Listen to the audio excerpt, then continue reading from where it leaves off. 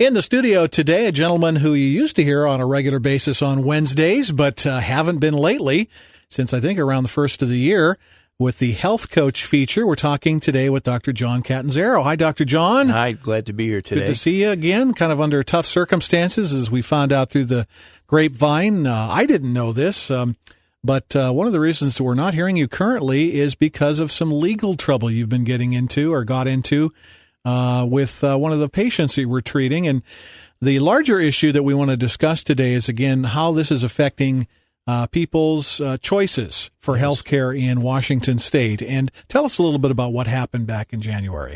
Back in January, I've been practicing medicine and cancer treatment for 17 years. But back in January, I just wanted to outline for you what had occurred. A patient that I have had privilege to treat and still comes to our clinic for supportive care. She had a very aggressive tumor, very stage 4. She's diagnosed as triple negative stage 4 cancer. She was hemorrhaging from the tumor. She was going to a cancer institute here in Seattle, having traditional oncology done, and basically her oncologist, who is also the director of this institute, basically said to her that, she doesn't have any other options except for some toxic chemo strategies that the patient did not want to do, because they pretty much diagnosed her as having only 6 months to live, a year at best. And so the patient refused and said that she was going to look at other options, and so she did. She was advised by another physician to come to see us at Health and Wellness Institute, because of the responses and success that we've had with advanced cancer.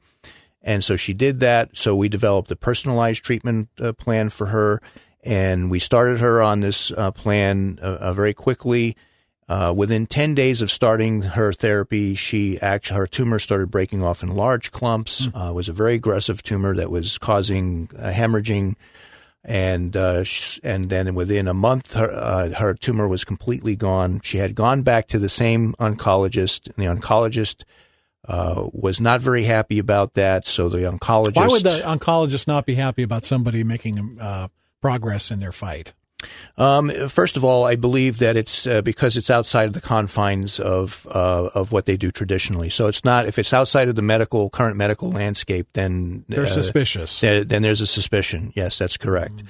And integrative medicine has a lot of powerful modalities that are employed, and a lot of them happen to be with personalization of therapy using a patient's own body product, their own tissue.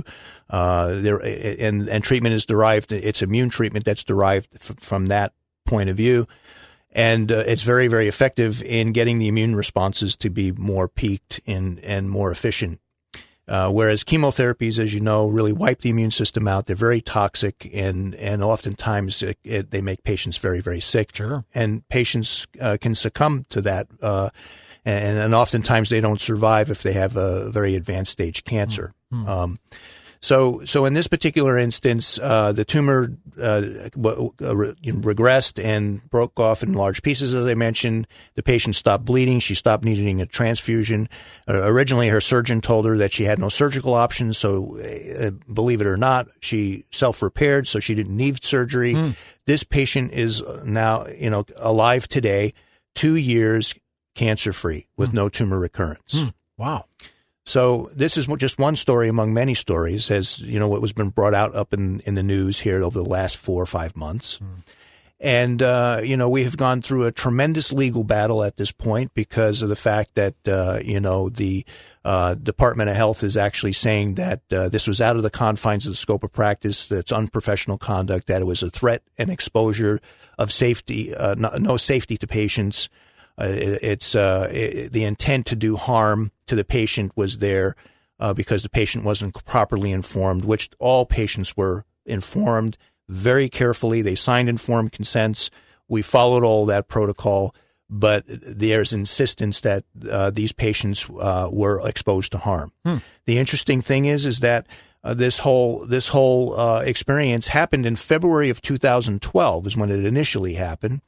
And they didn't come to suspend my medical license until January 29th of 2014. saying that I was an imminent threat to patients. So that's now the condition. You've been suspended, and you're fighting this. Yes, that's correct. But because the legal battle is so intense and costly financially, I'm not able to keep up with the financial ability to, retain counsel. So we have to come up with other strategies here because the fact that it's been extended out so long. I mean, this is now going on the 6th month. And when they first served me, they didn't serve me graciously. They actually came in very aggressively and threatened to have me removed from the premises of my clinic and threatened to have me arrested if I didn't give up my credentials. And the thing about it is that my attorneys were already in correspondence with them, so there was no need to do that. Wow. And the fact that, it took 2 years almost to serve me saying that I was an imminent threat to patients is ridiculous. Yeah. Well, this is just very disheartening for people who struggle with any kind of illness, but particularly cancer. A lot of times, you do hear that the only option is this or death, and there are alternatives. It seems like this is kind of a coordinated effort to just shut down naturopathic approaches to a lot of things, particularly cancer. And is it just jealousy, or is it a legitimate concern, do you think, on the part of the medical community? I believe that the medical community has no legitimate concern in this. And the point is that right now in conventional medicine, how things are weighed on the conventional medical landscape is based on an evidence-based model. And that evidence-based model of medicine is usually geared toward one single agent that would be studied under clinical phase trials, which in naturopathy or integrative medicine or alternative medicine, you can't weigh alternative medicine on the same scale that you do conventional medicine because there are other modalities involved. Plus, the therapies are personalized. So what works for person A may not work for person B the same. So there has to be a different type of evidence-based system for alternative care that would be more effective in showing efficacy. But by and large, alternative medicine and integrative medicine is very safe and effective. It empowers the patient. It's personalized because the patient has something that's uniquely tailored to them to help them to recover from any kind of disease process. It's not disease focused. It's not based on a penalty system, and it's not based on the risk system. It's about empowering the patient, giving them the ability to choose what would help them to get well. Yeah, that seems like that's the bottom line of this. It's the choices in medicine and choices in treatment. And some people don't like the naturopathic approach, alternative medicine approach, and you're getting a lot of pushback. This has affected a lot of naturopathics around the country and in Washington too. That's correct. Yeah. And I don't really get how you look at the naturopathy program and even my alma mater, Bastyr University, very, very prestigious and very, very thorough in its educational process. And the thing about it is that the silence is just incredibly disturbing because you have the naturopathic profession that's taking a physician like me who's been out in the community almost 18 years. I've been in practice for 17 going on 18 years. And I'm very, very experienced in a lot of these protocols and have a great reputation in the community. And now what you're doing is you're going to revoke a license of a seasoned professional that's out there that interfaces with the community. Doesn't make a whole lot of sense. To me, it seems like that if you really want to promote naturopathy, you really need to get to the experienced physicians that are out there that are paving the way. I have never had any safety or efficacy issues or patient harm issues in my career as a naturopath. And in reverse of that, actually, you've had a lot of success and many stories, not just this one that brought this case, but many success stories in treating cancer. That's correct. I think proof would be in the pudding, as they say. Well, if people would like to help you find out more, how do they do that?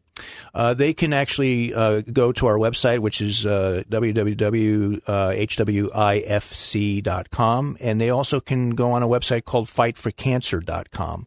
And that basically, that website is there. There's a video explaining the process and what has happened, and it's also letters on that website to show patient supportive letters. We have received a lot of patient support letters from patients that I've treated over the years.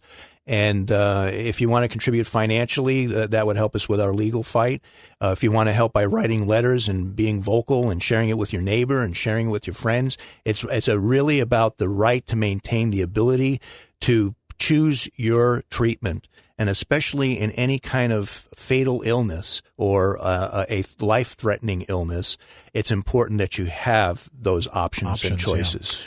Again, fightforcancer.com. Find out more about what Dr. Catanzaro has been dealing with. You can donate there and also share stories. I know a number of years your feature has been on KCIS, the Health Coach feature. I think it was one of our more popular vignettes that we had on KCIS as far as web traffic. So people are interested in health and healthcare choices and treatment choices, and you certainly have been offering that for many years, like you say, through the Health and Wellness Institute. This is a good man, folks. Get behind him, pray for him, and pray how you might help him. Again, fightforcancer.com. Thanks, Dr. Catanzaro. Keep us posted. I certainly will. Thank you so much.